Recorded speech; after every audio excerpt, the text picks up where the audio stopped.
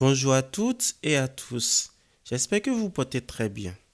Aujourd'hui, nous allons poursuivre avec notre formation PostgreSQL. Tout au long de cette formation, nous verrons ensemble les fonctions rank, lead et lag. Donc pour mieux comprendre l'utilité de ces différentes fonctions, nous allons nous connecter à pgadmin 4 et nous utiliserons notre mini modèle commercial, donc la base de données que nous avons créée tout au début de notre formation.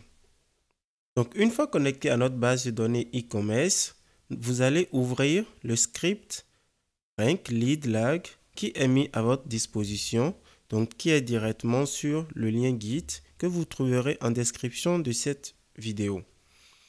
Donc, la toute première fonction que nous allons voir sera la fonction rank. La fonction rank, pour l'utiliser, vous allez toujours commencer par rank, donc ouvrir une parenthèse et la fermer. Après over. Et à l'intérieur de over, vous avez soit la possibilité de faire une partition, donc d'obtenir le rang par partition de données, ou vous avez également la possibilité d'obtenir le rang selon un ordre bien défini. Donc pour mieux comprendre cette fonction, nous allons exécuter quelques scripts SQL. Donc le premier script sera d'obtenir la liste des produits avec le rang en fonction du prix d'achat. Donc ici, nous allons afficher le code produit. Donc le code produit vient de la table TB produit. Ensuite, nous allons afficher le nom du produit et nous allons afficher le prix d'achat du produit. Et ici, étant donné que nous voulons avoir le rang, donc pour chaque prix d'achat, ici nous allons donc mettre la fonction rank. Ensuite, over et à l'intérieur, nous allons directement mettre order by. Et ici, nous voulons en fonction du prix d'achat, mais pas ordre décroissant. Donc ici, nous allons mettre desk. Donc là, nous pouvons exécuter la requête comme ceci. Voilà. Donc comme vous pouvez le voir, vous obtenez la liste de vos produits. Donc le premier produit, donc ayant le prix d'achat le plus élevé. Et là, vous avez directement le rang 1. Donc c'est ce produit qui a le prix d'achat le plus élevé. Et après, vous avez le deuxième produit et ainsi de suite.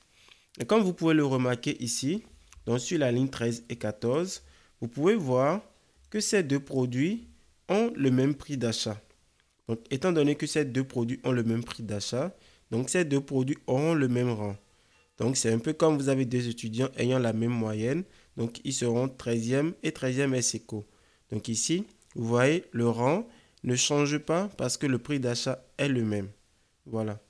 Donc, pareil pour le troisième produit également. Donc, pour continuer dans la compréhension de notre fonction, nous allons maintenant afficher le nombre de produits ayant le même rang et donc le même prix. Donc pour ce faire, nous allons nous baser sur la requête précédente, donc sur cette requête. Donc cette requête précédente se retrouve ici, donc dans notre sous-requête. Voilà, comme ceci. Et maintenant, qu'est-ce que nous allons faire?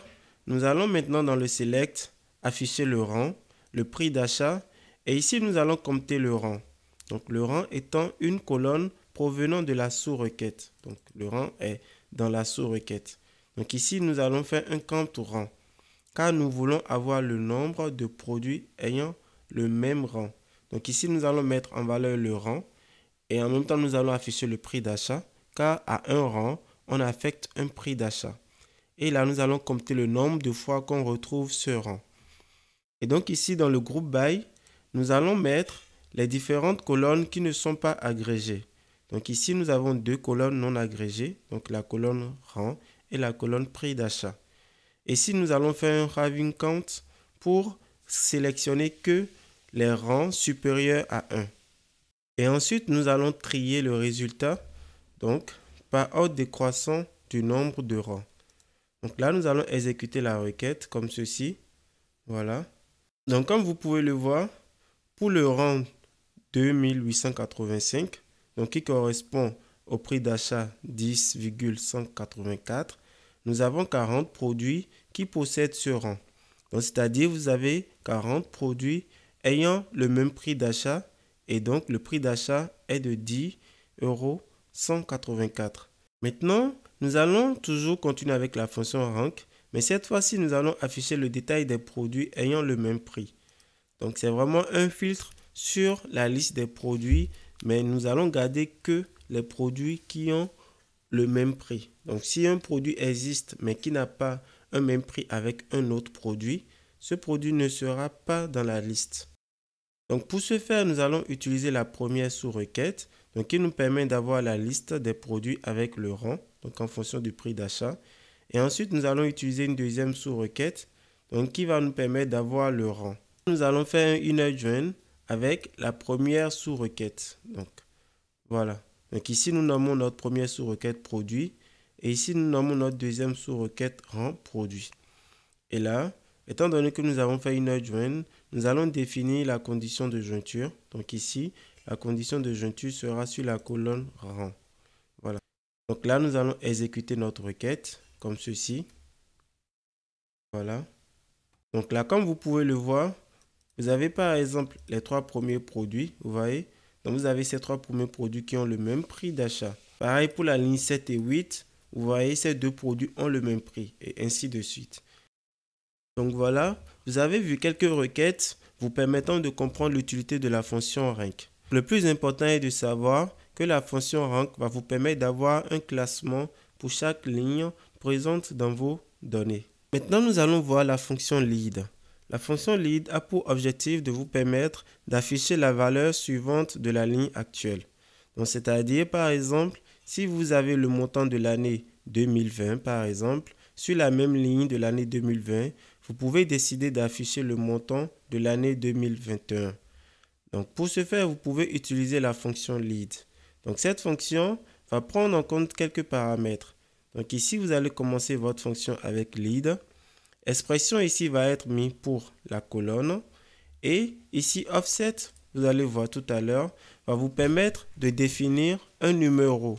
Donc, dans over, vous avez la possibilité également de définir une partition. Également, vous pouvez définir un ordre de tri pour obtenir la valeur suivante.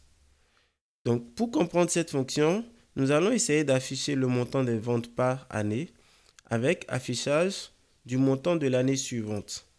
Donc ici, nous allons utiliser les tables TB vente et TB détail vente. Donc étant donné que le montant se trouve dans la table TB détail vente et que la date se trouve dans la table TB vente, nous avons besoin de ces 2 tables. Donc ici, nous allons faire un inner join comme ceci et la condition sera sur l'identifiant de la vente. Donc là, comme vous pouvez le voir, nous avons utilisé la fonction datepart, donc qui va nous retourner l'année. Et là, ici, nous allons faire la somme. Donc la somme de la quantité fois le prix de vente pour avoir le montant de vente. Donc la fonction round va tout simplement nous permettre d'arrondir la valeur à 2 chiffres après la virgule. Voilà, comme ceci.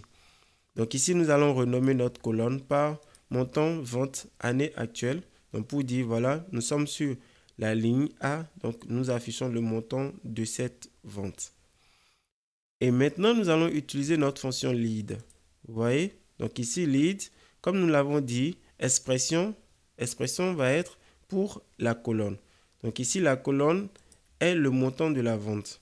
Donc ici, le montant de la vente, nous avons tout simplement repris l'expression définie ici, que nous avons mis à cet endroit. Donc ici, pareil, nous avons le montant de la vente et nous arrondissons à 2 chiffres après la virgule. Donc ici, offset, nous avons mis 1 parce que nous voulons tout simplement la valeur suivante. Donc, c'est-à-dire la valeur de la ligne qui suit la ligne actuelle. Et après over et entre parenthèses, nous allons définir le tri. Donc ici, nous allons trier nos données par année. Donc ici, order by, date, part, year et puis date de vente. Et là, nous allons obtenir le montant de l'année suivante. Donc, étant donné que nous avons utilisé des fonctions agrégées, nous allons mettre dans groupe by toutes les colonnes non agrégées. Donc ici, il n'y en a qu'une. Donc ici, il y a la colonne date, part, year, dt, vente. Donc là, nous allons exécuter notre requête comme ceci. Donc comme nous pouvons le voir, nous avons 5 années. Donc pour l'année 2018, le montant de l'année 2018, voilà, vous avez ce montant, 699 870. Et le montant de l'année 2019, par exemple, est 1 803 983. Donc comme vous pouvez le voir, sur la ligne 2019, vous avez directement le montant de l'année actuelle qui est le montant de l'année 2018.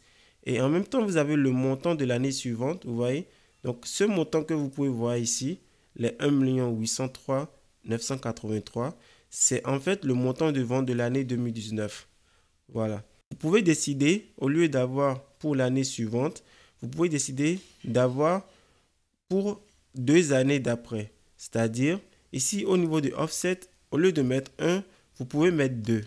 Donc, si vous mettez 2, que vous exécutez la requête, comme ceci, vous voyez, donc automatiquement là, vous voyez, là en 2018, vous avez le montant de l'année 2018. Mais pour l'année suivante, il vous donne le montant de l'année 2020. Parce que le pas que vous avez effectué est de 2 pas. Donc vous sautez l'année suivante et vous repartez à l'année d'après. Voilà. Donc ici, nous allons remettre 1. Donc pour vraiment avoir le montant de l'année suivante. Comme ceci. Donc nous allons maintenant afficher le montant des ventes par mois et par année avec affichage du montant du mois de l'année suivante. Donc là, pareil, nous allons utiliser les deux tables. Donc la table TB vente et TB détail vente. Pareil, nous allons faire une jointure ici donc, et définir la clé de la jointure. Donc ID vente pour les deux tables. Donc là, ici, nous allons d'abord afficher l'année et après, nous allons afficher le mois. Et dans notre fonction round, cela ne change pas. Donc ici, nous allons afficher le montant vente. Donc ici, nous allons afficher le montant vente. Nous avons mis mois actuel. Et là, dans le lead, pareil, nous allons mettre round. Donc nous allons définir l'expression qui est la même que l'expression définie ici. Donc ici, offset, nous avons mis la valeur 1. Donc pour dire tout simplement que voilà, nous voulons le mois suivant. Donc ici, nous ajoutons une partition. Donc nous allons partitionner nos données par année. Chaque année, nous allons prendre le mois et afficher le montant du mois actuel et en même temps le montant du mois suivant.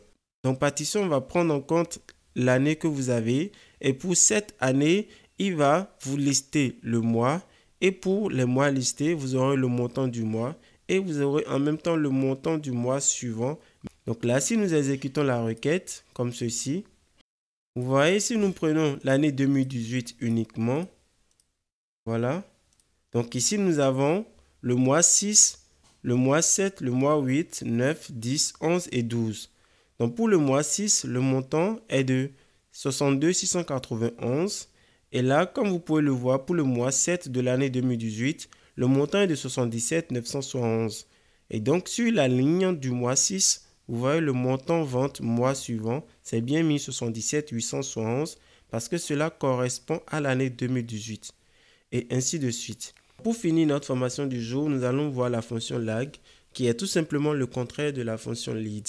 Donc au lieu d'avoir les valeurs suivantes, la fonction lag va vous permettre d'avoir les valeurs précédentes.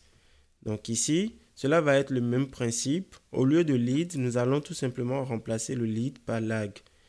Donc pour afficher par exemple le montant des ventes par année avec affichage du montant de l'année précédente, nous allons tout simplement donc reprendre la même requête et au lieu de lead, nous allons mettre lag. Donc ici, si nous exécutons cette requête, donc là, vous pouvez voir pour l'année 2018, vous avez le montant. Donc étant donné que l'année commence par 2018, vous n'avez pas de valeur précédente car il n'existe pas d'année 2017. Et par contre, quand vous êtes sur la ligne de l'année 2019, vous avez le montant de l'année 2019 et là, vous avez le montant de l'année précédente car l'année précédente est 2018. Et ainsi de suite. Pareil pour 2020, vous voyez là, vous avez le montant de l'année 2020 et vous avez le montant de l'année 2019, donc qui est l'année précédente. Donc voilà. Donc cela peut être très utile donc pour calculer par exemple des différences de l'année N à N-1.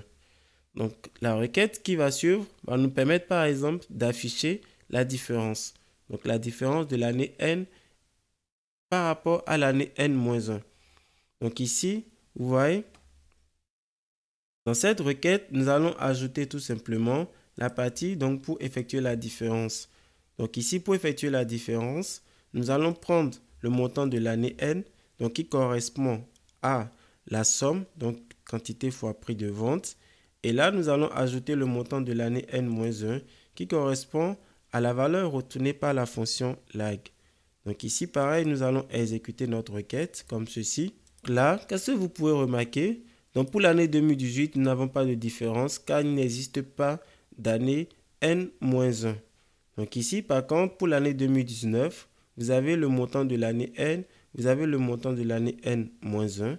Et donc ici, vous avez la différence. Donc ce qui veut dire que par exemple, ici, nous avons une croissance car pour l'année N-1, nous avons moins vendu par rapport à l'année N. Et ainsi de suite. Donc pareil, ici aussi, vous avez l'année N, N-1. Vous avez la différence. Et pareil pour l'année 2021 et l'année 2022. Par contre, pour l'année 2022, comme vous pouvez le voir, vous avez moins vendu en 2022 qu'en 2021. D'où une différence négative. Donc voilà, vous venez de voir l'utilité des différentes fonctions comme rank, lead et lag. Ces différentes fonctions peuvent être très utiles dans votre travail au quotidien. Et vous pouvez toutefois, à partir des syntaxes SQL, adapter cela à vos besoins. Donc je vous remercie de m'avoir suivi et je vous dis à très vite pour une autre vidéo.